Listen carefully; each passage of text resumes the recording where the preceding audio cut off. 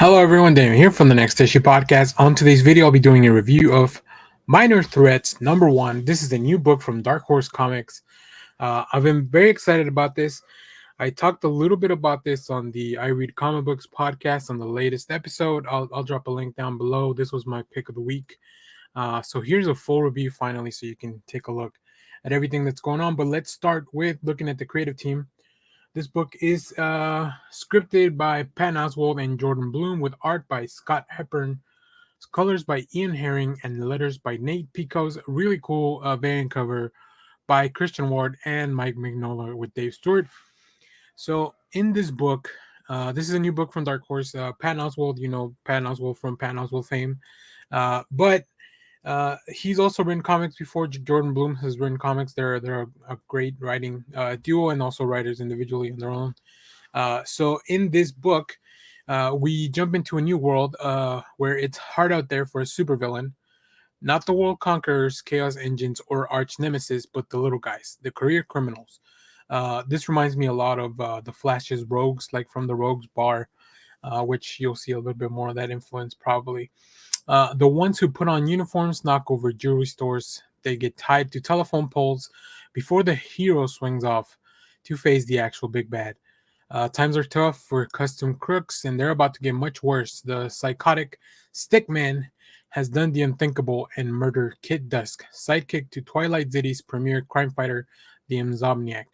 The Insomniac's teammates, the Continuum, are tearing Twilight apart, turning it into a terrifying police state desperate to capture Stickman and stop the Insomniac from crossing that final line in which he may never come back from. Caught in the middle are the small-time C-list villains, finding it impossible to pull jobs or even walk down the street without being harassed by these heroes. With a bounty on the Stickman's head, former villain Playtime decides to put together a ragtag team of equally disgruntled supervillains to take down Stickman and kill him themselves, leading her on a dark journey into criminal underbelly. She's so hard tried to escape.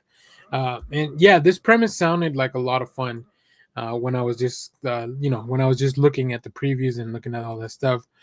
So let's get into looking at some of the art. We'll talk a little bit more about this stuff. So we get introduced to Playtime. Playtime and her mom used to be career criminals.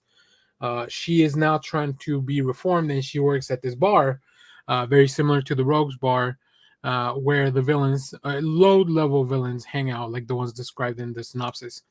And then we do get a little bit of a exposition, which I think is really fun, both with the narration and just throughout the little dialogue. We get to meet a lot of the villains that we're going to be following through this story. So that's really just a really fun way to introduce them. Also, this Stickman villain sounds like the worst. Yeah, like a combination of Lex Luthor and the Joker or something, because it's really the worst. But we get introduced to a lot of really fun characters, and then things very quickly escalate as the Continuum and those heroes have been beating up these villains closer to death because they're trying to find Stickman. So this is one of my favorite characters. I believe her name is the Surgeon.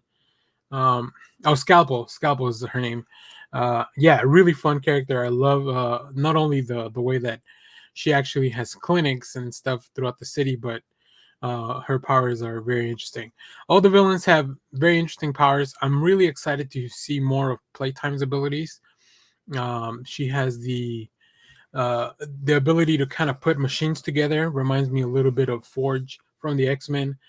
So obviously these guys are fans of comic books, so they are really bringing a lot of that influence here. I love the design of some of these characters. They remind me a lot of this really just feels like an Elseworld stories and like in some kind of amalgam universe, which, and I know I don't want any of this to sound detrimental. Like, this is fun. Like, I love all this stuff. Like, this just makes it a lot of fun.